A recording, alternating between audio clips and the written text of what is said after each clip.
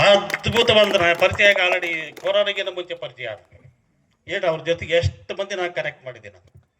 ಈ ಶಿವಣ್ಣ ಅಂತಾನೆ ಹುಡುಕ್ತದೆ ನಾನು ನಂಬ್ತಾರೋ ಬಿಡ್ತಾರೆ. ನಾನು ಸುಮಾರು 6,000 ಮಂದಿ ರೈತರು ಇಡೀ ಕರ್ನಾಟಕ ತುಂಬ ಇದ್ದಾರೆ. ಇದೇ ಥರ ಅದ್ಭುತವಾದಂಥ ರೈತರು. ನೀವು ಇಷ್ಟೆಲ್ಲ ನೀರಿಟ್ಕೊಂಡು ಕೃಷಿ ಮಾಡ್ತಿರಲ್ಲ, ನಾನು ಯಾವುದನ್ನು ಕತೆ ಹೇಳಲ್ಲ ಇಲ್ಲಿ, ದಯವಿಟ್ಟು ಹೋಗಿ ನೋಡಿ.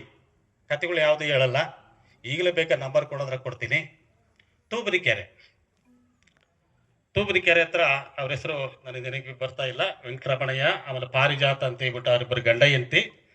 ಅವರು ಮಾಗಡಿ ತಾಲೂಕಲ್ಲಿ ಒಂದೇ ಒಂದು ಎಕರೆ. ದಯವಿಟ್ಟು ನೆನಪಿಟ್ಟುಕೊಳ್ಳಿ, ಮಳೆ ಆಶ್ರಿತ ಕೃಷಿ ಮಾತ್ರ ನಿಜವಾದ ಕೃಷಿ. ಭ್ರಮೆಗೊಳಗಾಗಬೇಡಿ. ನೀರಿದ್ದಾಗ ಮಾತ್ರ ನಾನು ಬೆಳಿತೀನಿ ಅನ್ನೋದು ಭ್ರಮೆ. ಅದು ಇವೆಲ್ಲಗಳು ತಪ್ಪಾದ ಪರಿಕಲ್ಪನೆಗಳನ್ನು ನಿಮ್ಮ ತಲೆಗೆ ಬಿತ್ತಿದ್ದದು. ಮಾಗಡಿ ಹತ್ರ ಇಬ್ಬರು ಗಂಡ ಹೆಂಡತಿ, ಒಂದೇ ಒಂದು ಎಕರೆ ಜಮೀನು. ವರ್ಷದಲ್ಲಿ 9 ತಿಂಗಳು ಕೆಲಸ ಮಾಡ್ತಾರೆ. ನಾರಾಯಣ ರೆಡ್ಡಿ ಶಿಷ್ಯಂದ್ರ ನಾವಲ್ಲ. ಸರಳತೆ ಏನು ಹೇಳಿದ್ರಲ್ವಾ, ಮಹೇಶ್ ಅಣ್ಣ ಸಖತ್ತಾಗಿ ಹೇಳಿದ್ರು, ಸರಳತೆ ಇರಲಿ, ಅದೇ ಮೇನ್ ನಿಮಗೆ. ಅವ್ರು ಹೂನ ಹಾಕಿದ್ದಕ್ಕೆ ಅವ್ರು ಇಷ್ಟಪಡಲ್ಲ, ನಾವು ಕೂಡ ಪಡಲ್ಲ. ನಾರಾಯಣ ರೆಡ್ಡಿ ಅವ್ರಿಗೆ ಯಾರಾದರೂ ಬಂದು ಬನ್ನಿ ಸರ್ ನಮ್ಮ ತೋಟಕ್ಕೆ ಹೋಗೋಣ ಅಂತ ಹೇಳ್ಬಿಟ್ಟು ಕಾರ್ ಕಳಿಸಿದ್ರೆ ನಾನು ಬರಲ್ಲ ಹೋಗೋ ಅಂತ ಬೈದು ಬಿಡೋದು. ಅಡ್ರೆಸ್ ಕೊಡು, ನಾನು ಬಸ್ಸಲ್ಲಿ ಬರ್ತೀನಿ ಅಂತ. ಸರಳತೆ ಮೂಲ ಮಂತ್ರ ಆಗ್ಬೇಕು ನಮಗೆ, ಇಲ್ಲಾಂದ್ರೆ ಆಗಲ್ಲ, ಉದ್ಧಾರ ಆಗಲ್ಲ. ನಾವು ಎಷ್ಟಂತ ಮಾಡ್ತೀರಿ, ಇಷ್ಟು ದೊಡ್ಡದಾಗಿ ನಾವೆಲ್ಲ ಮಾಡಿ, ಇಷ್ಟೆಲ್ಲ ಆರುಗಳು ತಂದು ಇಷ್ಟೆಲ್ಲ ಖರ್ಚು ಮಾಡಿ ವೆಚ್ಚ ಮಾಡಿ ಎಷ್ಟು ಪ್ರೋಗ್ರಾಮ್ ಮಾಡ್ಲಿಕ್ಕಾಗತ್ತೆ? ಹಾಗೆ ನಾವು 2014ರಲ್ಲಿ ಈ ಒಂದು ಎಲ್ಲ ಒಂದು ಅಂಶಗಳನ್ನ ಏನು ನಡೀತೀವಿ, ಬೀಯಿಂಗ್ ಎ ಸೈಂಟಿಸ್ಟ್ ಆದರೂ ಕೂಡ ಇವೆಲ್ಲವುಗಳು ವ್ಯವಸ್ಥಿತವಾದಂತಹ ಮೋಸ ಅಂತಕ್ಕಂಥ ಚಿಂತನೆಯಲ್ಲಿ ನಾವು ತೊಡಗಿ ನಾವೊಂದು ಅಭಿಯಾನವನ್ನು ಸ್ಟಾರ್ಟ್ ಮಾಡಿದ್ವಿ, knowledge sharing with village and farmers. ಅವರ ಹಳ್ಳಿ ಮೂಲದವರು, ಏನಾದರೂ ನಮ್ಮ ರೈತರಿಗೆ ವಾಪಸ್ ಕೊಡೋಣ ಅಂತ ನಿಟ್ಟಿನಲ್ಲಿ ಅವತ್ತಿಂದ ಯೋಚನೆ ಮಾಡಿದ್ವಿ. ಬಟ್ ನಾವು ರೈತನಲ್ಲ, ನಾನು ಕೃಷಿಕನಲ್ಲ, ಒಬ್ಬ ಪ್ರೊಫೆಸರ್, ಕೆಮಿಸ್ಟ್ರಿ ಪ್ರೊಫೆಸರ್. ನಾನು ಹೋಗಿ ಕೃಷಿ ಬಗ್ಗೆ ಮಾತಾಡಿದ್ರೆ ಜನ ಹೋಗಿದ್ದಾರೆ, ನಿನಗೇನು ಗೊತ್ತಾಯ ನೀನು ಕೃಷಿ ಅಂತ ಹೇಳ್ಬಿಟ್ಟು. ಸಾಧಕ ರೈತರ ಜೊತೆ ಕೆಲಸ ಮಾಡ್ತಾ ಬಂದ್ವಿ. ಸಾಧಕ ರೈತರ ಜೊತೆಗೆ ಕೃಷಿ ಮಾಡ್ತಾ, ಲೈಕ್ ಮಳವಳ್ಳಿ ಇವರು ನಮ್ಮ ಶಿವಣ್ಣ ಇದ್ದಾರಲ್ವಾ, ಅದ್ಭುತವಾದಂಥ ಒಂದು ವಿಶ್ವವಿದ್ಯಾಲಯ. ಅವರಿಬ್ಬರು ಗಂಡ ಹೆಂಡತಿ, ಏಬಲ ಅಂತ ಮತ್ತೆ ಇಬ್ಬರು ಇದ್ದಾರೆ. ಇಬ್ಬರು ಆಶ್ಚರ್ಯ ಪಡ್ತಾರೆ, ಕಡಿಮೆ ಅಂದ್ರೆ ನಾನು 50,000 ರೂಪಾಯಿ ದುಡ್ತೀನಿ ಸರ್ ಅಂತಾರೆ. ಅವ್ರು ಇರೋದೇ 20 ಗುಂಟೆ ಜಮೀನು, ಸಾಕಲ್ವಾ? ಈಗ ನಾನು ಹೇಳಿದ ಮಾಗಡಿ ತಾಲೂಕಲ್ಲಿ ಇಬ್ಬರು ಗಂಡ ಹೆಂಡತಿ, ಒಂದು ಎಕರೆ ಜಮೀನು, ಅವರದೇ 2 ಎತ್ತುಗಳು, ಎತ್ತಿನಿಂದಲೇ ಜಮೀನು, ಅವರದೇ ಬೀಜ, ಅವರದೇ ಗೊಬ್ಬರ, ಒಳ ಸುರಿಗಳಿಲ್ಲ, ಕೂಲಿಗಳಿಲ್ಲ. 1 ಎಕರೆ ಜಮೀನಲ್ವಾ? ಎಷ್ಟು ಬೆಳೆಗಳನ್ನು ಬೆಳೀತಾರೆ ಗೊತ್ತಾ? 18 ಬೆಳೆಗಳನ್ನು ಬೆಳೀತಾರೆ. ಮೂಲ ಬೆಳೆ 80% ಶೇಂಗಾ, ಉಳಿಕೆದೆಲ್ಲದನ್ನು ಅವರೇ ಬೆಳ್ಕೋತಾರೆ. ಮನೆಗೆ ಏನೇನು ಬೇಕಾದ ಅಕ್ಕಡಿ ಸಾಲುಗಳು ಏನು ಬೇಕೋ ಎಲ್ಲರೂ ಬೆಳ್ಕೋತಾರೆ. ಏನಮ್ಮ ನೀವು ಅಂಗಡಿಯಿಂದ ತರ್ತೀರಿ ಅಂದ್ರೆ, ಇಲ್ಲ ಸರ್ ಓನ್ಲಿ ಕಡಿಮೆ ಮಾತ್ರ. ಎಷ್ಟು ತರ್ತೀರಿ ಅಂಗಡಿಯಿಂದ? ಕಡಿಮೆ ಮಾತ್ರ. ನೀವು ಗೊತ್ತು ನಮಗೆ, ನೀವೆಲ್ಲ ಕಬ್ಬು ಬೆಳೆಗಾರರು. ಕಬ್ಬು ಬೆಲ್ಲ ಬಿಟ್ಟು, ಬೆಲ್ಲ ಕೂಡ ನೀವು ತಿನ್ನಂಗಿಲ್ಲ, ತಿಂದ್ರೆ ಸತ್ತೋಗ್ತೀರಿ ಗೊತ್ತು. ನಿಮ್ಮ ಬೆಲ್ಲವನ್ನು ನೀವೇ ತಿನ್ನಂಗಿಲ್ಲ ಗೊತ್ತು ನನಗೆ. ಎಲ್ಲದಕ್ಕೂ ನೀವು ಚೀಲ ಹಿಡ್ಕೊಂಡು ಹೋಗ್ತೀರಿ. 9 ತಿಂಗಳು ಕೆಲಸ ಮಾಡ್ತಾರೆ. ಕೋಲಾರದಲ್ಲಿ ಇನ್ನೊಬ್ಬ ರೈತ ಇದ್ದಾನೆ. ಇದು ನನ್ನ 12 ವರ್ಷಗಳ ಸಾಧನೆ. ನಾನು ಹೇಳ್ತಾ ಇರೋದು ಕತೆಗಳು ಯಾವುದೂ ಅಲ್ಲ. ಒಂದು ನಾಟಿ ಕೋಳಿಯಿಂದ 25,000 ರೂಪಾಯಿಗಳನ್ನ ಇದು ಮಾಡ್ತಾರೆ. ನೀವು ರೈತರಾಗಿ ಏನಾದ್ರು ಡೈರಿ ಬರೀತಿದ್ದೀರಾ? ಇಲ್ಲ. ಯಾರಾದ್ರೂ ಬರೀತಿದ್ದಾರಾ? ಎಂದು ಮಳೆ ಬಂತು, ಎಂದು ಬಿತ್ತನೆ ಮಾಡಿದೆ? ಅಲ್ಲೊಬ್ಬರು ಇದ್ದಾರೆ, ಸರ್ ಇದ್ದಾರೆ. ಮಳೆ ಎಂದು ಬಂತು, ಎಂದು ಬಿತ್ತನೆ ಮಾಡಿದೆ, ಎಂದು ಕಳೆ ತೆಗೆದೆ, ಹೌದು, ಎಂದು ಇದು ಮಾಡಿದೆ, ಎಂದು ಇದು ಮಾಡಿದೆ, ಅದನ್ನೆಲ್ಲದು ಬೆಳಿತಾರೆ. ಎಷ್ಟು ಬಂತು, ಎಷ್ಟು ಖರ್ಚು, ಎಷ್ಟಾಯ್ತು, ನನ್ನ ಕೂಲಿ ಎಷ್ಟು, ನನ್ನ ಹೆಂಡತಿ ಕೂಲಿ ಎಷ್ಟು, ನನ್ನ ಮಗಂದ ಕೂಲಿ ಎಷ್ಟು, ಹಾಕಲ್ಲ ಗೊತ್ತು ನನಗೆ. ಇವು ಹಾಕಲ್ಲ ಕಣ್ರಿ, ನಿಮ್ ಕೂಲಿ ಹಾಕಲ್ಲ. ಹಾಕ ನಮ್ಮ ನಾರಾಯಣ ರೆಡ್ಡಿ ಎಷ್ಟನೇ ಮಗ? 12ನೇ ಮಗನ 13ನೇ ಮಗನ? ಡಜನ್ ಗಟ್ಟಲೆ ಆಗ್ತಾ ಇದ್ವು ಮಕ್ಕಳು. ಈಗ ಒಂದು ಆಗಲ್ಲ. 10 ವರ್ಷ ನೆನಪಿಟ್ಟುಗಳಿ, 10 ವರ್ಷದಲ್ಲಿ ಸರ್ವನಾಶದಲ್ಲಿ ಹೋಗ್ತಾ ಇದೀವಿ. ಇಡೀ ಪ್ರಾಣಿ ಸಂಕುಲದಲ್ಲಿ ಎಂಡೇಂಜರ್ಡ್ ಪ್ರಾಣಿ ಅಂತ ಏನಾದ್ರೂ ಇದ್ರೆ, ನಾಶದ ಅಂಚಿನಲ್ಲಿದ್ರೆ ಯಾರು? ನಾವು. ಭ್ರಮೆಯಲ್ಲೇ ಹೋಗ್ಬಿಟ್ಟಿದ್ದೀವಿ ನಾವು. ಬಹಳ ಭ್ರಮೆಗೆ ನಮ್ಮನ್ನು ಹೋಗಿದ್ದಾರೆ.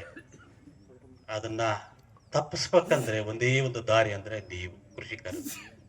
ಅದನ್ನು ನಾನು 2014ರಲ್ಲಿ ಕಂಡುಕೊಂಡೆ.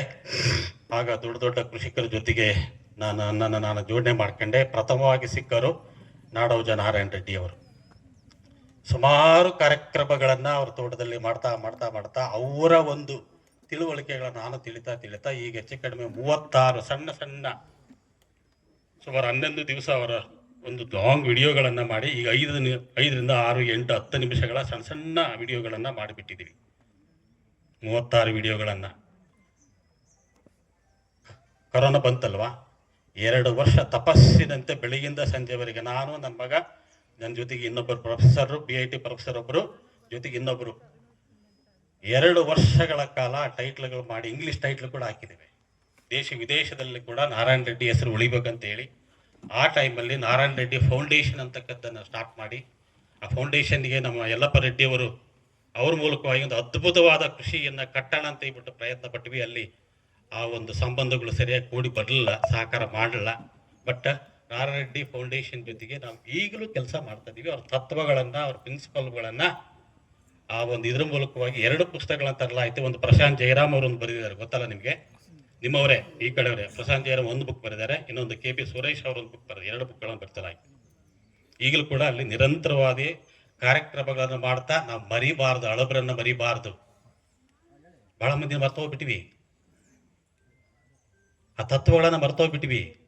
ಅವಳು ಹಂಚ್ಬೇಕಲ್ವಾ, ಹಂಚ್ತಕ್ಕಂಥ ಕೆಲಸವನ್ನು ನಿರಂತರವಾಗಿ ಮಾಡ್ತಾ ಬಂದಿದ್ದೇವೆ. ಅದರ ನಂತರ ಸುಭಾಷ್ ಪಾಳೇಕರ್ 2 ಕಾರ್ಯಕ್ರಮಗಳನ್ನು, ಪಾಳೇಕರ್ ಕಾರ್ಯಕ್ರಮವನ್ನು ನಾನು ರಾಮಯ್ಯ ಕಾಲೇಜಲ್ಲಿ ಮಾಡಿದೆ. ಅದಕ್ಕೆ ಸಿಕ್ಕಾಪಟ್ಟೆ ಅಪೋಸಿಷನ್ ಬಂತಾರ. ಇಂಜಿನಿಯರಿಂಗ್ ಕಾಲೇಜಲ್ಲಿ ಕೃಷಿ ಬಗ್ಗೆ ಅದು ಹೆಂಗೆ ನೀವು ಕಾರ್ಯಕ್ರಮ ಮಾಡ್ತೀರಂತಕ್ಕಂಥ ಅಪೋಸಿಷನ್. ನಾನು ಹೇಳಿದ್ದು ಅಷ್ಟೇ, ನಂದು ಹಳ್ಳಿ ಮೂಲದವನು, ನೀವೇನು ದುಡ್ಡು ಕೊಡಬೇಡಿ, ಕಾಸು ಕೊಡಬೇಡಿ, ನನಗೆ ಒಂದು ಆಡಿಟೋರಿಯಂ ಕೊಡಿ, ಮಾಡ್ತೀನಿ ಅಂತ ಹೇಳ್ಬಿಟ್ಟು ಅಲ್ಲಿ ಒಂದು ರಾಮಯ್ಯ ಇಂಜಿನಿಯರಿಂಗ್ ಕಾಲೇಜಲ್ಲಿ ಒಂದು ಕಾರ್ಯಕ್ರಮ ಮಾಡಿದ್ವಿ. ಅಲ್ಲಿ ಒಂದು 600 ಮಂದಿ ಬಂದರು. ಆಮೇಲೆ ರಾಮಯ್ಯ ಮೆಡಿಕಲ್ ಕಾಲೇಜಲ್ಲಿ ಒಂದು ಕಾರ್ಯಕ್ರಮ, ಅಲ್ಲಿ 1000 ಮಂದಿಗೆ ನಾವು ಪ್ರೋಗ್ರಾಮ್ ಮಾಡಿದ್ವಿ. ಆಮೇಲೆ ಕೊರೋನಾ ಬಂತು. ಅದೇ ಟೈಮಲ್ಲಿ ಕಾಡಸಿದ್ದೇಶ್ವರ ಸ್ವಾಮೀಜಿ ಕನ್ನೇರಿ ಶ್ರೀಗಳು ನಮಗೆ ಕನೆಕ್ಟ್ ಬಂದರು. 2019ರಿಂದಲೂ ನಿರಂತರವಾಗಿ ಪ್ರತಿ ವರ್ಷ ಸುಮಾರು 100-150 ಕೃಷಿಕರೊಂದಿಗೆ ಕನ್ನೇರಿಗೆ ಹೋಗಿ ಅಲ್ಲಿ 3 ದಿವಸ ರೈತರ ಸಮಾವೇಶ ಮಾಡ್ತೀವಿ. ರೈತರ ಸಮಾವೇಶ, ಕೃಷಿಕರು ಬಂದು ಪ್ರೆಸೆಂಟೇಷನ್ ಮಾಡ್ತಾರೆ ಕಣ್ರಲ್ಲಿ, PPT ಮಾಡ್ತಾರಲ್ಲಿ. ಅದ್ಭುತವಾದ ಪರಿಣಾಮಗಳು ಆರಂಭ ಆಗಿದ್ದಾವೆ. ನೆನ್ಪಿಟ್ಕೊಳ್ಳಿ, ಸಮಗ್ರವಾದ ಒಂದು ಬೆಳವಣಿಗೆ ಆಗ್ಬೇಕಂದ್ರೆ ಈ ಎಲ್ಲ ಅಂಶಗಳು ಇರ್ಬೇಕಂತ ನಿಟ್ಟಿನಲ್ಲಿ ನಾವು 8 ಯೋಜನೆಗಳನ್ನ ನಾವು ಆರಂಭಿಸಿದ್ವಿ. ಒಂದು ಯೋಜನೆ ಅಲ್ಲ, ಬರೀ ಬೆಳಿ ಅಂತಾರಲ್ಲ. ನಮ್ಮ ನಾರ್ತ್ ಕರ್ನಾಟಕ ರೈತರು ಹೇಳ್ತಾರೆ, ಸರ್ ನಿಮಗೆ ಎಷ್ಟು ಟನ್ ಬೇಕು ನಾವು ಬರ್ಕೊಡ್ತೀನಿ, ಸಾವಿರದಲ್ಲಿ ಬರ್ಕೊಡ್ತೀನಿ, ಮಾರಾಟ ಮಾಡ್ಕೊಡ್ತೀರಾ? ಉತ್ತರ ಇಲ್ಲ ಸರ್. ನಮ್ಮಲ್ಲಿ ತಿನ್ನೋ ಹೊಟ್ಟೆಗಳಿದಾವೆ, ಒಳ್ಳೊಳ್ಳೆ ಬೆಳೆಗಳು ಬೇಕಂತ ಕೇಳ್ತಿದ್ದಾರೆ. ನಮ್ಮಂತ ಬೆಂಗಳೂರಲ್ಲಿ ಕಾಸ್ಟ್ ಯಾವುದು ಕೇರೆ ಮಾಡಲ್ಲ. ನನಗೆ ಒಳ್ಳೆ ಫುಡ್ ಕೊಡಿ, ನಮಗೆ ಸಾಯ್ತಾ ಇದೀವಿ ಅಂತ ಹೇಳ್ಬಿಟ್ಟು ಇವತ್ತಿನ ದಿವಸ ಬಹಳಷ್ಟು ಅವೇರ್ನೆಸ್ ಬರ್ತಾ ಇದೆ. ಎಲ್ಲದರಲ್ಲೂ ವಿಷಯ ಸೇರ್ಕೊಂಡು ಹೋಗಿದೆ. ಏನ್ ಮಾಡ್ಬೇಕು? ಅದಕ್ಕೆ ತಕ್ಕಂಗೆ ಒಂದು ಮಾರುಕಟ್ಟೆ ಬೇಕಲ್ವಾ? ಇವೆಲ್ಲವನ್ನು ಯೋಚನೆ ಮಾಡಿ ಇದಕ್ಕೆಲ್ಲ ಸಲಹೆ ಕೊಟ್ಟವರು ನಮ್ಮ ಗುರುಗಳು. ಒಂದು ನಾಡೋಜ ನಾರಾಯಣ ರೆಡ್ಡಿ ಅವರು, ನಮ್ಮ ಸುಭಾಷ್ ಪಾಳೇಕರ್ ಕೂಡ ಬಹಳ ಕಲ್ತ್ವಿ ನಾವು. ಆ ನಂತರ ಕಾಡಸಿದ್ದೇಶ್ವರ ಸ್ವಾಮಿ ಜೊತೆಗೆ ನಿರಂತರವಾದಂತಹ ಒಂದು ಚಟುವಟಿಕೆಗಳು, ಸಂಪರ್ಕಗಳು, ಅವ್ರ ಜೊತೆಗೆ ಮಾತುಕತೆಗಳು, ಸಲಹೆಗಳು, ಇವೆಲ್ಲವನ್ನು ತಗೊಂಡು 8 ಯೋಜನೆಗಳನ್ನು ಆರಂಭ ಮಾಡಿದ್ದೀವಿ. ದಯವಿಟ್ಟು ನೆನಪಿಟ್ಕೊಳ್ಳಿ, ಈ 8 ಯೋಜನೆಗಳು ಬರೀ ಬೆಳೆ ಅಂದ್ರೆ ಉದ್ಧಾರ ಆಗಲ್ಲ. ಈ 8 ಯೋಜನೆಗಳು ಸಮಾನವಾಗಿ ಹೋದಾಗ ಮಾತ್ರ ಕೃಷಿ ಉದ್ಧಾರ ಆಗುತ್ತೆ, ಕೃಷಿಕ ಉದ್ಧಾರ ಆಗ್ತಾನೆ. ನಾನು ಜಾಸ್ತಿ ತಗೊಳ್ಳಲ್ಲ, 5 ನಿಮಿಷ ಮುಗಿಸ್ಬಿಡ್ತೀನಿ. ನಾನು ಕೃಷಿ ಆಶ್ರಮದ ಬಗ್ಗೆ ಹೇಳಕ್ ಹೋದ್ರೆ ಲೇಟ್ ಆಗ್ಬಿಡುತ್ತೆ. ಇದನ್ನ ಹೇಳ್ಬಿಟ್ಟು ನಾನು ಮುಗಿಸ್ತೀನಿ. ಆಶ್ರಮದ ಒಂದು 4 ಪಾಯಿಂಟ್ ಹೇಳ್ತೀನಿ. ಮಣ್ಣಿನ ಫಲವತ್ತತೆ ನಮ್ಮ ಇದರಲ್ಲಿ ನೈಜವಾಗಿ ಯಾವುದೇ ಕೆಮಿಕಲ್ ಹಾಕ್ದಲೆ ಇದಾಗ್ದಲೆ ಮಣ್ಣಿನ ಫಲವತ್ತತೆಯನ್ನು ಹೇಗೆ ನಾವು ಹೆಚ್ಚಿಸಿಕೊಳ್ಳಬೇಕು ಅನ್ನೋದ್ರ ಬಗ್ಗೆ, ಅದಕ್ಕೆ ಅಂಬಾಸಿಡರ್ ಅಂದ್ರೆ ಅದು ಮೂಲ. ನೀವು ಸಾಯಿಲ್ ವಾಸ್ ಅಂತ ಹೆಸರು ಕೇಳಿದ್ರಲ್ವಾ, ನೀವು ಇತ್ತೀಚೆಗೆ ತೀರಿದ್ರು. ಅವರ ಮೂಲದಲ್ಲಿ ಸುಮಾರು ಕಾರ್ಯಕ್ರಮಗಳನ್ನು ನಾವು ಆಯೋಜನೆ ಮಾಡಿದ್ವಿ. ಅವರು ಸಾಯಿಲ್ ವಾಸ ನನಗೆ ಪರಿಚಯ ಆಗಿ 10 ವರ್ಷ. ಅವ್ರು ಸ್ಟಾರ್ಟ್ ಮಾಡಿದ 85ರಿಂದಲೂ ಈ ಮಣ್ಣಿನ ಬಗ್ಗೆ ಮಾತಾಡ್ತಾರೆ. ಅಂತಹ ಮಹಾಪುರುಷ ತೀರ್ಕೊಂಡು ಹೋದ್ರು. ಅದರ ಒಂದು ಜವಾಬ್ದಾರಿಯನ್ನು ಈಗ ಮಾರುತಿರಾವ್ ಅಂತಕ್ಕಂಥ ಜವಾಬ್ದಾರಿ ತಗೊಂಡಿದ್ದಾರೆ. ಆಮೇಲೆ ಕೃಷಿ ಆಶ್ರಮಗಳು, ಅಗ್ರಿ ಟೂರಿಸಂ ಅಂತ ಹೇಳ್ಬಿಟ್ಟು ಇವತ್ತು ನಮ್ಮ ಇವರು ಆಕಾಶವಾಣಿ ಕೇಶವಮೂರ್ತಿ ಅವರು ಬರ್ಬೇಕಾಗಿತ್ತು. ಆ ಒಂದು ಕಲ್ಪನೆಯಲ್ಲಿ ಬಹಳಷ್ಟು ಒಂದು ಕೆಲಸ ಮಾಡಿದವರು ಕೃಷಿ ಆಶ್ರಮ. ಅದ್ರ ಬಗ್ಗೆ ಒಂಚೂರು ಹೇಳ್ತೀನಿ. ಆಮೇಲೆ ನಾವು ಇನ್ನೊಂದು ಆರಂಭ ಮಾಡಿದ್ದು ಫ್ಯಾಮಿಲಿ ಫಾರ್ಮರ್ ಸೇವಾ ಕೇಂದ್ರಗಳಂತಕ್ಕಂಥದ್ದು. ರೈತ ಬೆಳೆದಂಥ ಪದಾರ್ಥಗಳನ್ನ ಕೆಲವೊಂದು ಸೇವಾ ಮನೋಭಾವ ಇರತಕ್ಕಂಥವ್ರು ಆ ಪದಾರ್ಥಗಳನ್ನ ತಂದು ಅದನ್ನ ನೇರವಾಗಿ ಗ್ರಾಹಕರಿಗೆ ಕೊಡ್ತಕ್ಕಂಥ ಕೆಲಸ. ಇದು ಕೊರೋನಾ ಟೈಮಲ್ಲಿ ನಾವು ಸುಮಾರು ಒಂದು 8-10 ಕಡೆ ಸ್ಟಾರ್ಟ್ ಮಾಡಿದ್ವಿ, ಎಲ್ಲವೂ ಫೇಲ್ ಆಗೋದು. 15,000 ಸ್ಕ್ವೇರ್ ಫೀಟಲ್ಲಿ ಕೊರೋನಾಗಿನ್ನ ಮುಂಚೆ ನಾವು ಸುಮಾರು ಒಂದು 15-20 ಟನ್ನು ಧಾನ್ಯಗಳನ್ನು ಶೇಖರಣೆ ಮಾಡಿದ್ವಿ ನಾವು. ಎಲ್ಲಿ? ಮೆಜೆಸ್ಟಿಕ್ ಹತ್ರ ಬೆಂಗಳೂರಲ್ಲಿ. ಕೊರೋನಾ ಬಂದೋಯ್ತು, ಇವೆಲ್ಲ ಮುಚ್ಚೋಯ್ತು, ಎಲ್ಲ ಇದಾಗೋಯ್ತು, ಹಾಳಾಗೋಯ್ತು. ಹಾಗಾಗಿ ಆ ಸೇವಾ ಕೇಂದ್ರಗಳು ಮುಚ್ಚೋದು. ಸೇವಾ ಕೇಂದ್ರಗಳು ಮುಚ್ಚೋಗ್ಲಿಕ್ಕೆ ಕಾರಣ ಏನಪ್ಪ ಅಂದರೆ ಮೂಲತಃ ರೈತರಲ್ಲಿ ಅಭಾವವಿದೆ. ಅವರು ಸಾವಯವದಲ್ಲಿ ಏನು ಬೆಳೀತಾ ಇಲ್ಲ. ಬೆಳೆದ್ರು ಕೂಡ ಸುಳ್ಳು ಹೇಳ್ಬಿಟ್ಟು ಸಾವಯವ ಅಂತ ಹೇಳ್ತಾರೆ. ಬೆಳೆದಿದ್ರು ಕೂಡ 1ಕ್ಕೆ 10 ಪಟ್ಟು ರೇಟ್ ಹೇಳೋದು, 2 ಪಟ್ಟು ರೇಟ್ ಹೇಳೋದು. ಮಾಲನ್ನು ಕೇಳಿಬಿಟ್ಟು ರೇಟ್ ಹೇಳೋದು. ಮಾಲನ್ನು ಕೇಳಿಬಿಟ್ಟು ಸರ್ ಮಾಲಲ್ಲಿ ಇಷ್ಟಿದೆ ಸರ್, ಅದಕ್ಕೆ ನಾನು ಇಷ್ಟು ರೇಟ್ ಅಂತ ಹೇಳೋದು. ಇವೆಲ್ಲ ಕಾರಣಗಳು. ಆಮೇಲೆ ಗ್ರಾಹಕನಿಗೆ ಈ ಒಂದು ಸಾವಯವ ವಸ್ತುಗಳ ಬಗ್ಗೆ ಅರಿವಿಲ್ಲ. ಯಾಕಿದು ಜಾಸ್ತಿ ರೇಟ್ ಇದೆ ಅಂತ ಅವನಿಗೆ ಗೊತ್ತಿಲ್ಲ, ತಿನ್ನೋರಿಗೆ ಅರಿವಿಲ್ಲ. ಆಮೇಲೆ ಸೇವಾ ಕೇಂದ್ರಗಳು ಸ್ವಲ್ಪ ರೇಟ್ಗಳು ಮಾಡಿ ಲಾಬಿ ಮಾಡ್ಕೊಂಡ್ರು. ಇವೆಲ್ಲ ಕಾರಣಗಳಿಂದ ಮೈಸೂರಲ್ಲಿ, ಬೆಂಗಳೂರಲ್ಲಿ, ಹುಬ್ಬಳ್ಳಿನಲ್ಲಿ ಇವೆಲ್ಲ ಸೇವಾ ಕೇಂದ್ರಗಳು ಆರಂಭ ಮಾಡಿದ್ವಿ. ಇವೆಲ್ಲ ಮುಚ್ಕೊಂಡು ಹೋದು. ಇದಕ್ಕೆ ಕಾರಣ ಏನಂತ ನಾವು ಸಿದ್ದೇಶ್ವರ ಸ್ವಾಮಿ, ಕಾಡ ಸಿದ್ದೇಶ್ವರ ಸ್ವಾಮಿ ಕನ್ನಡಿಸಿ ಹೇಳಿ ಕೇಳಿದಾಗ ಅವ್ರು ಹೇಳಿದ್ದು, ನೀವು ಕನಿಷ್ಠ ಪಕ್ಷ 200 ಸಾವಯವ ಪದಾರ್ಥಗಳನ್ನು ಒಂದೇ ಸೂರಿನಡಿ ಇಡಬೇಕು ನೀವು, ಆ ಪ್ರಯತ್ನ ಮಾಡಿ ಅಂತ ಹೇಳಿದಾಗ ಅವ್ರು ಹೇಳಿದ್ದು ಎಫ್ ಮಾರ್ಟ್, ಡಿ ಮಾರ್ಟ್ ಅಂತ ಹೋಗ್ತಿರಲ್ವ ಸಿಟಿನಲ್ಲಿ, ಎಫ್ ಮಾರ್ಟ್ ಅಂತ ನೀವು ಕಲ್ಪನೆ ಮಾಡಿ ಅಂದರು. ಎಫ್ ಮಾರ್ಟ್ ಅಂತ ಮಾಡಿ ಈಗ ಆಲ್ರೆಡಿ 6 ವರ್ಷಗಳು. ನಾನು ಯಾವುದನ್ನ ಕತೆ ಹೇಳ್ತಾ ಇಲ್ಲ, ರೈಟಪ್ ಇದೆ, ಕ್ಲೀನ್ ರೈಟಪ್ ಇದೆ. ನಂತರು ಬಿಡ್ತಿರೋ ತಿಂಗಳಿಗೊಬ್ಬ MBA ಮಾಡ್ಕೊಂಡು ನನ್ನ ಹತ್ರ ಬರ್ತಾನೆ, ಅದನ್ನು ಓದ್ಬಿಟ್ಟು ಸೂಪರ್ ಆಗಿದೆ ಸರ್ ಅಂತ ಹೇಳ್ಬಿಟ್ಟು ಬರ್ತಾರೆ. ಏನಿದು ಎಫ್ ಮಾರ್ಟ್? ಬೆಲೆಗಳನ್ನು ರೈತನೇ ನಿಗದಿ ಮಾಡಬೇಕು. ಆ ಪಾಕೆಟ್ ಮೇಲೆ ಅವನ ಹೆಸರು ಇರಬೇಕು, ಅವನ ಫೋಟೋ ಇರಬೇಕು, ಅವನ ವಿಳಾಸ ಇರಬೇಕು. ಆ ಬೆಲೆಯನ್ನು ನಿಗದಿ ಮಾಡವನೇ ರೈತ. ಅದ್ರ ಮೇಲೆ ಅದ್ರ ಸ್ಮಾಲ್ ಒಂದು QR ಕೋಡ್ ಇರಬೇಕು. ಈ ಪರಿಕಲ್ಪನೆ ಎಲ್ಲೂ ಇಲ್ಲ, ಕೇರಳದಲ್ಲಿದೆ. QR ಕೋಡ್ ಇರಬೇಕು. ಆ QR ಕೋಡ್ ಸ್ಕ್ಯಾನ್ ಮಾಡಿದಾಗ ಅವನು ಮಾಡುವ ಕೃಷಿ ಪದ್ಧತಿ ನೋಡುಗನಿಗೆ, ಗ್ರಾಹಕನಿಗೆ ತಿಳಿಬೇಕು. Highly transparent. ನೋಡುಗನಿಗೆ ಎಸ್ ಇದು ಆರ್ಗ್ಯಾನಿಕ್, ನಾನು ಇದನ್ನೇ ತಿನ್ಬೇಕು, ಎಷ್ಟು ರೇಟ್ ಆದ್ರೂ ಚಿಂತೆ ಇಲ್ಲ ಅಂತಕ್ಕಂಥ ಪರಿಕಲ್ಪನೆಯಲ್ಲೇ ಮಾಡಿರ್ತಕ್ಕಂಥದ್ದು ಎಫ್ ಮಾರ್ಟ್ ಅಂತಕ್ಕಂಥ ಒಂದು ಕಾನ್ಸೆಪ್ಟ್. ಇದುವರೆಗೆ ಒಂದು 15 ಮಂದಿ ಬಂದಿದ್ದಾರೆ, ಕೆಲವು ಮಂದಿ ಮಾಡ್ತಿದ್ದಾರೆ. ಬಟ್ ಆ ಲೆವೆಲ್ಗೆ ಇನ್ನೂ ಯಾರು ಮಾಡಿಲ್ಲ. ಅಂದರೆ ಇವತ್ತಿನ ದಿವಸ ನಾವೇನು ನೈಸರ್ಗಿಕ ಕೃಷಿ ಅಂತ ಬಡ್ಕೋತೀವಿ, ಇವೆಲ್ಲ ನಾಟಕಗಳು. ಹಾಗೆ ಇನ್ನು 10 ವರ್ಷ ಅಲ್ಲ, 20 ವರ್ಷ ಆದರೂ ಕೂಡ ಈ ನೈಸರ್ಗಿಕ ಕೃಷಿ ಉದ್ಧಾರ ಆಗಲ್ಲ. ಎಲ್ಲವರಿಗೆ ಅವರಿಗೆ ಸೂಕ್ತವಾದಂಥ ನೀವು ಮಾರುಕಟ್ಟೆ ಕೊಡೋದಿಲ್ವೋ ಅಲ್ಲಿವರೆಗೆ ನೈಸರ್ಗಿಕ ಕೃಷಿ ಬೆಳೆಯೋಕ್ಕಾಗಲ್ಲ. ಆ ಮಾರುಕಟ್ಟೆ ಸೃಷ್ಟಿಸುವ ಕೆಲಸ ಸರ್ಕಾರ ಮಾಡಬೇಕಾಗಿತ್ತು, ಮಾಡಿಲ್ಲ. ಬೇರೆ ಆಲ್ಟರ್ನೇಟಿವ್ ಏನು? ನೀವೇ ಸೃಷ್ಟಿಸಿಕೊಳ್ಳಿ, ಹಾಕಿ. ನೀವು ನಂಬುತ್ತಿರೋ ಬಿಡ್ತಾ ರೈತರಿದ್ದಾರೆ, ಅವ್ರು ಭಾರತದ ದಂಗ್ಲೆ ಸಾಕು ಕ್ಯೂ ಅಲ್ಲಿ ನಿಂತಿರ್ತಾರೆ. ನಮ್ಮ ರೈತರೊಬ್ರು ಇದ್ದಾರೆ, ಇಲ್ಲೇ ನಮ್ಮ ಮಲ್ನಾಡಲ್ಲಿ ಇದ್ದಾರೆ, ಅಕ್ಕಿ ಬೆಳೀತಾರೆ. ಸರ್ ನನಗೆ ಅಕ್ಕಿ ಕೊಡಂತ ನಾನು ಕೇಳಿದ ಕಾರಣ, ಸರ್ ನೀವು ಕ್ಯೂ ಅಲ್ಲಿ ಇದ್ದೀರಿ 1 ವರ್ಷ ಬಿಟ್ಟು ಬನ್ನಿ ಅಂತಾರೆ. ಸರ್ ನೀವು ಕ್ಯೂ ಅಲ್ಲಿ ಇದ್ದೀರಿ 1 ವರ್ಷ ಬಿಟ್ಟು ಬನ್ನಿ ಅಂತಾರೆ. ಆ ಥರ ಅದ್ಭುತವಾದಂತಹ ರೈತರು ತಮ್ಮ ವಸ್ತುಗಳನ್ನ ಒಳ್ಳೆ ಗುಣಮಟ್ಟ ಇದ್ದಾಗ ರೈತರು ಬಂದು ಹುಡುಕೊಂಡು, ಅದಕ್ಕಾಗಿ 4 ಗುಂಪುಗಳನ್ನ ಮಾಡಿದ್ವಿ. ಎಫ್ ಮಾರ್ಟ್ ಅಂತಕ್ಕಂಥ 4 ಗುಂಪುಗಳಿದ್ದಾವೆ. ಅಲ್ಲಿ ರೈತರನ್ನ ಜೋಡಣೆ ಮಾಡಿದ್ವಿ, ಗ್ರಾಹಕರನ್ನ ಜೋಡಣೆ ಮಾಡಿದೀವಿ, ಅಂಗಡಿಗಳನ್ನ ಜೋಡಣೆ ಮಾಡಿದೀವಿ. 4 ಗುಂಪುಗಳಿದಾವೆ, ಈಗ ನಡೀತಾ ಇದಾವೆ. 4 ವರ್ಷದಿಂದ ನಡೀತಾ ಇದಾವೆ. ಅಲ್ಲೆಲ್ಲಿ ಕನೆಕ್ಟ್ ಆಗ್ತಾರೆ, ಅಲ್ಲೆಲ್ಲಿ ಮಾಡ್ಕೊಂಡು ಹೋಗ್ತಾ ಇರ್ತಾರೆ. ಅದು ಒಂದು. ಅಂದ್ರೆ ಕೇವಲ ಬೆಳಿ ಅಂದ್ರೆ ನೀನ್ ತಗೋತೀಯ ಏನಾದ್ರು ಮಾರುಕಟ್ಟೆ ಮಾಡೋ, ನಾನು ಕೊಡುತ್ತೀನಿ. ನಿನ್ನೆ ಒಂದು ಬಂತು ಆಕ್ಚುಲಿ, ಸರ್ 20 ಟನ್ ಬಾಳೆ ಮಾರಿದೀನಿ ಸರ್, ಜಿ ಬೇಳೆ 5 ರೂಪಾಯಿ ಕೊಟ್ಟಿದ್ದೀನಿ ಸರ್, ನಾನು ಹೆಂಗ್ ಸರ್ ಉಳಿಲಿ, ಇನ್ನು 100 ಟನ್ ಇದೆ, ಏನಾದ್ರು ಮಾರ್ಕೊಡ್ತೀರಾ ಅಂತ ಕೇಳಿ. ಬಾಕಾವು ಗೊತ್ತಲ್ಲ, ಬಾಳೆಕಾಯಿ ಹುಡಿಗೆ ತಗೊಂಡು ಹೋಗ್ತಾರೆ, 5 ರೂಪಾಯಿ ಕೇಳ್ತಾರೆ ಸರ್, ಇನ್ನು 100 ಟನ್ ಇದೆ, ನಾನು ಏನು ಮಾಡ್ಲಿ ಸರ್ ಅಂತ ಹೇಳ್ತಾರೆ. ಅದಕ್ಕೆ ನಾನು ಇದಕ್ಕೆ ಹಾಕಿಬಿಡ್ತೀನಿ, ಮಂಡಲ್ ಸೇರಿಸ್ಬಿಡ್ತೀನಿ ಅಂತಾನೆ. ಸರ್ ನೀವು ಏನು ಸಂಘಗಳು ಕಟ್ಟಿಗೆಟ್ಟಿದ್ದೀರಲ್ಲ, ಒಮ್ಮನೆ ಎಲ್ಲ ಕನ್ವರ್ಷನ್ ಮಾಡ್ತೀನಿ ಅನ್ನೋದಕ್ಕಿಂತ ಮೊದಲು ದಯವಿಟ್ಟು ಒಂದು ಮಾರುಕಟ್ಟೆ, ಪ್ರತ್ಯೇಕವಾದಂತ ಮಾರುಕಟ್ಟೆ ಸೃಷ್ಟಿ ಮಾಡಿದ್ರೆ ಮಾತ್ರ ರೈತರು ಬರ್ತಾರೆ. ಇಲ್ಲಾಂದ್ರೆ ನನ್ನ ಹತ್ರ ಸಾವಿರ ಉದಾಹರಣೆ ಇದ್ದಾರೆ. ಎಷ್ಟೋ ಮಂದಿ ನೈಸರ್ಗಿಕ ಬಂದ್ಬಿಟ್ಟು ವಾಪಸ್ ಹೋದ್ರು. ನೈಸರ್ಗಿಕದಲ್ಲಿ ಬರಲ್ಲ, ಆಮೇಲೆ ಬರುತ್ತೆ, ಮೊದಲು ಬಿಗಿನಿಂಗ್ ಅಲ್ಲಿ ಬರಲ್ಲ. ನನಗೆ ಗೊತ್ತು, ಎಲ್ಲದೂ ಗೊತ್ತಿದೆ ನನಗೆ. ಬೆಳೆದು ಏನ್ ಮಾಡ್ಬೇಕು,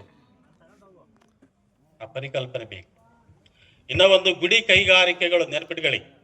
ಮೊದಲಿದ್ವಲ್ಲ, ಆ ಗುಡಿ ಕೈಗಾರಿಕೆಗಳು ಎಲ್ಲಿ ನಾವು ಸರ್ವನಾಶ ಮಾಡಿ ದೊಡ್ಡ ದೊಡ್ಡ ಇಂಡಸ್ಟ್ರಿಗಳು ಬಂದ್ವೋ ಅವಾಗಲೇ ನಾವು ಸರ್ವನಾಶ ಆಗೋದು. ಆ ಗುಡಿ ಕೈಗಾರಿಕೆಗಳನ್ನು ಕೂಡ ನಾವು ಹೆಚ್ಚಿನ ಮಟ್ಟದಲ್ಲಿ ಒಂದು ಪ್ರಚಾರ ಮಾಡ್ತಾ ಇದೀವಿ. ನೆನಪಿಟ್ಕೊಳ್ಳಿ, ರೈತರು ಮೌಲ್ಯವರ್ಧನೆ, ವ್ಯಾಲ್ಯೂ ಅಡಿಷನ್.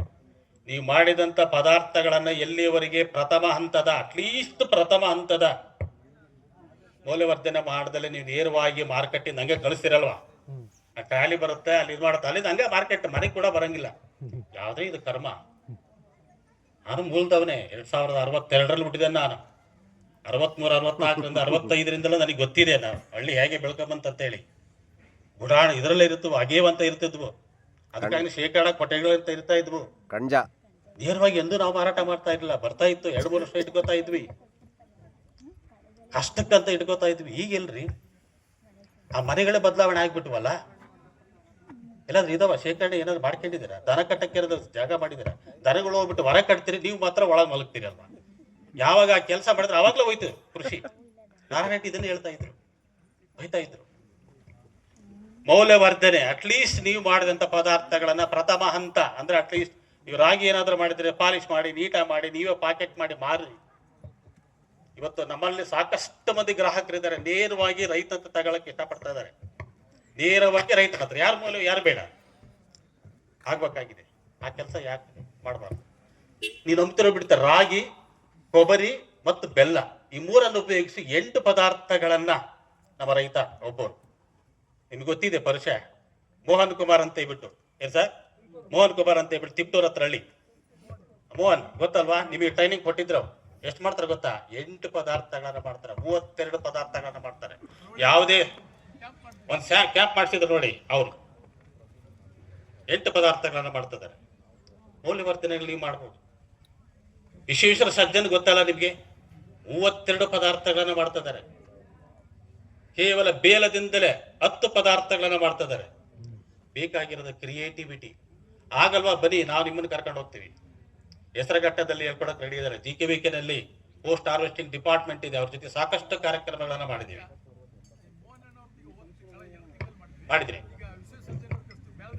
ಬೇಲ್ದಂಡಿಂದ ಮಾಡ್ಲಿಕ್ಕೆ ಬೇರೆ ಹುಣಸೆಹಣ್ಣು ಇದ್ರು ಕೂಡ ಬೇಕಾದ ಪ್ರಾಡಕ್ಟ್ ಮಾಡಕ್ ಸಾಧ್ಯತೆ ಇದೆ. ಹುಣಸೆಹಣ್ಣು ಮಾರ್ಬೇಡ್ರಿ, ಹುಣಸೆಹಣ್ಣು ಸ್ವಲ್ಪ ಹಾಕ್ಬಿಟ್ಟು ಏನಿಲ್ಲ. ನಿಮ್ಗೆ ಗೊತ್ತಿದೆಯಾ ಒಂದು ಹಲಸಿನ ಮರ ಬೆಲೆ ಎಷ್ಟು ಹೇಳಿ? ನೀವೆಲ್ಲ 5 ರೂಪಾಯಿ ಮಾರ್ಕೊಂತೀರಿ. ಯಾರ ಬಂದು ದಲಾಳಿ ಬಂದು 5 ರೂಪಾಯಿ 6 ರೂಪಾಯಿ. ಗೊತ್ತಿದೆಯಾ ನಿಮಗೆ? ಮೋಹನ್ಗೆ ಹೋದ್ರೆ 35,000 ರೂಪಾಯಿ ಒಂದು ಹಲಸಿನ ಮರ. ಮೋಹನ್ನೇ ಮಾಡ್ತಾ ಅಂದ್ರೆ ನಮ್ಗೆ ಯಾಕಾಗಲ್ಲ ಅಲ್ವಾ? ಯಾಕಾಗಲ್ಲ ಅಂದ್ರೆ ನಾವು ಯೋಚನೆನೇ ಮಾಡಲ್ಲ. ಅದಕ್ಕೆ ಹೇಳೋ ತಿಳುವಳಿಕೆಗಳು ಅಳವಡಿಕೆಗಳಲ್ಲಿ ಸೋಲುತ್ತವೆ. ಗೊತ್ತಿದೆ, ನಾಲೆಡ್ಜ್ ಇದೆ, ಬಟ್ ಅಳವಡಿಸೋಕೆ ಯಾರೂ ರೆಡಿ ಇಲ್ಲ. ಹೇಳ್ಕೊಡೋ ವಿಶ್ವವಿದ್ಯಾಲಯಗಳಿದ್ದಾವೆ, ಯಾವುದೇ ಹಣ್ಣು ಇರ್ಲಿ ಕಣ್ರಿ, ಅದನ್ನ ಒಳ್ಳೆ ಪ್ರಾಡಕ್ಟ್ ಮಾಡ್ಬೋದು. ಏನು ಬೇಕಾಗಿಲ್ಲ, ಒಂದು ನಿಮ್ಗೇನು ಒಂದು ಇದು ಒಂದು ಏನು ಮನೆ ಸ್ಟವ್ ಒಂದು ಇದು ಅಷ್ಟೇ, ಅದಿದ್ರೆ ಸಾಕು, ಅದನ್ನ ಮೌಲ್ಯವರ್ಧನೆ ಮಾಡ್ಬೋದು. 4 ಕಾರ್ಯಕ್ರಮಗಳನ್ನು GKVKನಲ್ಲಿ ಮಾಡಿದ್ವಿ ನಾವು. 12 ಕಾರ್ಯಕ್ರಮಗಳನ್ನು GKVK ಜೊತೆಗೆ ನಾವು ಮಾಡಿದ್ದೀವಿ. ನಾವು ಯಾವಾಗ ಇದಕ್ಕಿಂತ ಮೊದಲು ಯಾವುದನ್ನು ನಾವು ಅರೆ ತಿಳುವಳಿಕೆಯಿಂದ ನೀವು ಹೋಗಬೇಡಿ ಅಂತ ಹೇಳೋದು. 3 ವಿಧದ ಮೌಲ್ಯವರ್ಧನೆ. ಒಂದು ನೇರವಾಗಿ ಮಾರಿದ್ರೆ ಅದು ಅಲ್ಲ, ಫಸ್ಟ್ ಅಂದ್ರೆ ರಾಗಿ ಮಾರಿದ್ರೆ ನೀವೇ ನಿಮ್ಮ ಕೈಯಾರೆ ನೀವು ಮಾರಿದ್ರೆ ಫಸ್ಟ್ ಸ್ಟೇಜ್ ಮೌಲ್ಯವರ್ಧನೆ.